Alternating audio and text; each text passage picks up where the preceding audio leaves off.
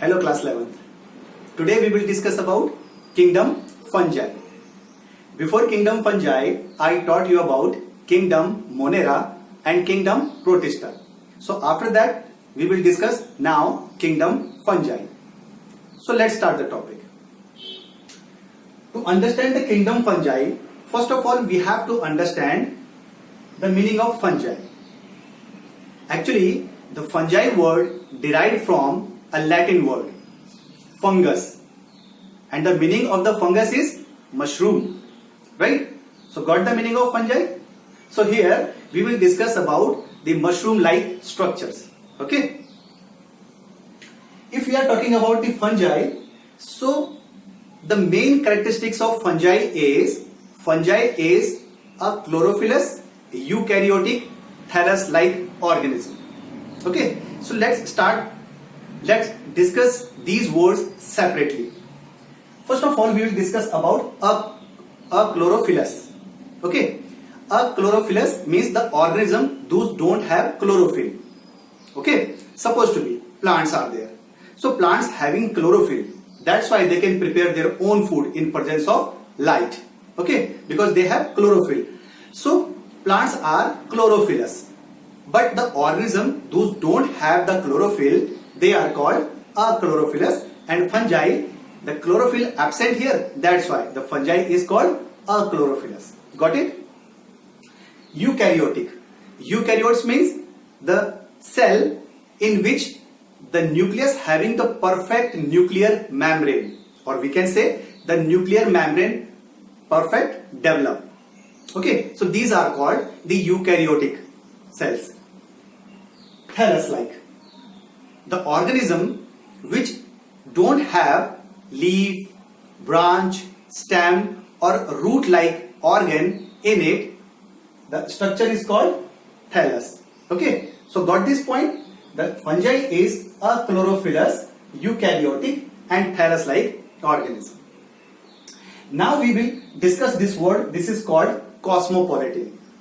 Okay, cosmopolitan are the organism those present everywhere in this living world. So this is the habitat of fungi. Fungi are cosmopolitan, found everywhere. Okay, if we are talking about the cellular organization in fungi's body, so some fungi are unicellular, where maximum fungi are multicellular. If we are talking about the example of unicellular means single cell fungi, so it is yeast. Okay, and the multicellular fungi are found everywhere. There are many, but out of many, the one example of multicellular fungi is mushroom. Okay, now we will discuss about the structure of fungi. Here you can see the diagram of structure of fungi. So fungi की body में जब एक thread like structure, many cells present in a thread like structure into the fungi body, so that is called hyphae. The hyphae is a thread like structure, okay, which synthesis a filament like body, so that's why the hyphae is also called the filamentous fungi. Okay, if we are talking about the complete network where many hyphae are present, okay, so this presence of many hyphae together synthesis one network like structure, and this is called mycelium. Got it?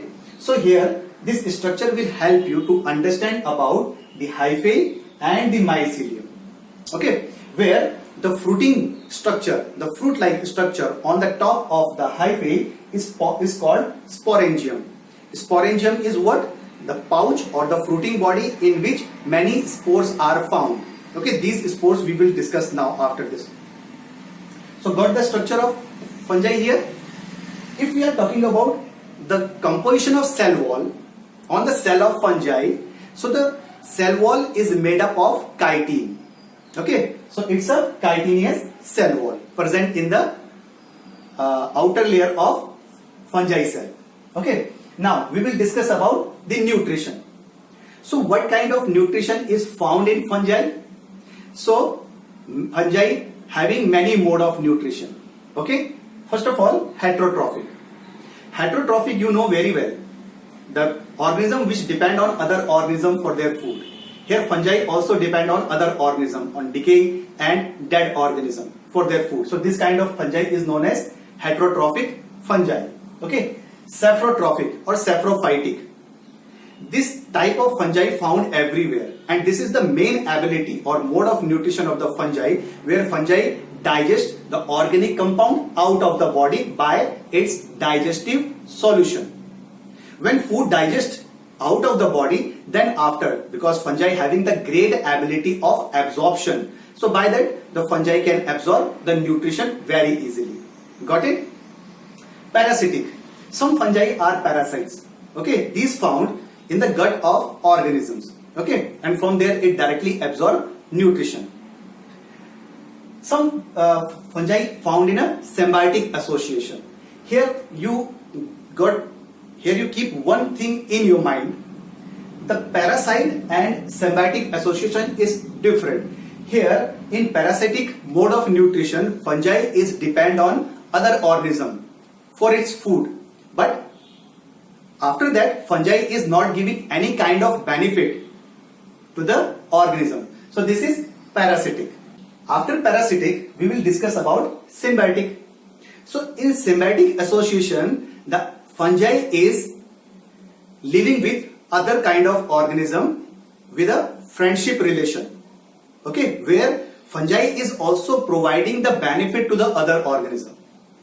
Of course, fungi is taking the benefit from other, but with that, the fungi is also giving benefit to other organism, and this association is known as symbiotic. Two main examples are there for the symbiotic association of fungi. First, we can take example lichen. Lichen is the association of the fungi with the algae. Here, algae having chlorophyll. So, in presence of chlorophyll, algae can synthesize its own food, and that food algae can provide to the fungi also. Okay. After getting the food, fungi also having the role to provide the benefit to its friend algae. तो वो कैसे अपने दोस्त को benefit देगी? I told you the fungi having the great ability of absorption. So fungi use this ability and absorb many valuable compound from surrounding and give that to the algae.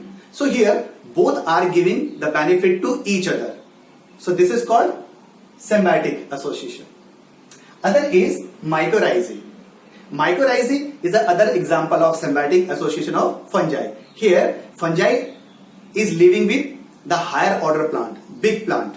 Okay, so in that case the fungi is providing the water and the nutrition to the plants. In place of that, plant is providing the food to the fungi. Okay, so both are giving the benefit to each other. So this is the symbiotic and this is the difference between the symbiotic and parasitic mode of nutrition. Okay, now we will discuss about the food which present in the body of fungi in reserve form. So that is called reserve food. So food reserve in the form of glycogen and oil. Okay, in simple language we can say about in fungi store the food in the form of glycogen and oil. Okay, now we will discuss about the very important, and that is reproduction. What kind of reproduction takes place into the fungi body? So both kind of reproduction, asexual and sexual, both reproduction takes place into the fungi body. Okay, first of all we will discuss about asexual reproduction. Some fungi use asexual mode of reproduction by vegetative propagation. That you have already studied in your previous class. In vegetative propagation they use mitospore. Mitospore they use for the vegetative propagation for asexual mode of reproduction. Okay, and in it they use the four kind of spores. Four kind of mitospores are there: zoospore, sporangiospore, conidia and oidia.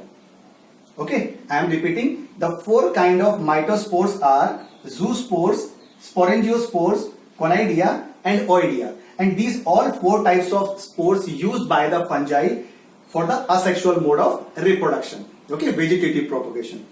And out of these 4, the sporangiospore and conidia are the most common type of spores used by the fungi for the vegetative propagation and asexual mode of reproduction. Now come to the sexual mode of reproduction. Some fungi use this mode, sexual mode of reproduction, and for that it use 3 main spores are acrospores, oospores and basidospores. These 3 spores used by the fungi for the sexual mode of reproduction. Okay. In these all three spores use the 3 main events for the sexual reproduction. First is plasmogamy, second is chirogamy, and third is meiosis. Okay, in reproduction 3 events takes place: plasmogamy, chirogamy and meiosis. I'm just going to explain you about what is plasmogamy, what is chirogamy and what is meiosis, and how the fungi use this for the sexual reproduction. If we are talking about the plasmogamy, so plasmogamy is what? When 2 cells or 2 gametes come for the fusion. Okay, so first of all, what will happen? The cytoplasm of the gamete will transfer into each other. The protoplasm will mix with each other first of all. So the mixing of the protoplasm of 2 gametes is called plasmogamy. The mixing of the fusion of protoplasm is called the plasmogamy. Okay, after that what will happen? When these cells will come together, here you can see now the cell membrane fuse with each other and the protoplasm mix. After that what will happen? The both nucleus will come together. The nucleus of both gametes will come together and will fuse with each other. Now what will happen? The nucleoplasm will fuse with each other. So the fusion of the nucleus of the gamete is called chirogamy. So what happened in the time of fusion in between the 2 gametes? First of all, protoplasm mix or fuse with each other, and this is called plasmogamy. And then after, the nucleus of the gametes fuse with each other, and that is called chirogamy. And this, after this, what result comes? That is called zygote. This synthesis zygote, and the result of the zygote is called fertilization. Now fertilization done here. What happened after the zygote formation? Zygote leads to the meiosis. Meiosis cell division. This is the meiosis cell division, the third event. Meiosis is a kind of cell division process which help the zygote to synthesize spores, and these spores later on develop into fungi. So this is how the sexual reproduction takes place into the fungi body. At last, we will discuss about one more thing here. Here you can see the structure. Okay, this fruiting body is separate with this filamentous body by one layer. That membrane is called septa. What that is called? Septa. Septa is the separating membrane which separate one part of the fungi from the other part. So if septa is present into the fungi body, so these kind of fungi are known as septate fungi. Okay, and if this septa is not present into the body of the fungi and there is no membrane which can give message about the separation of the one part of the fungi with the other part. So if no septa is there, so these kind of fungi are known as aseptate fungi. Okay, so that's all for today. Hope you got all the points which I taught you in the general characteristics of fungi. In next video, I will teach you about the different kind of fungi. So till that, you stay at home, save your and your family life. God bless all of you.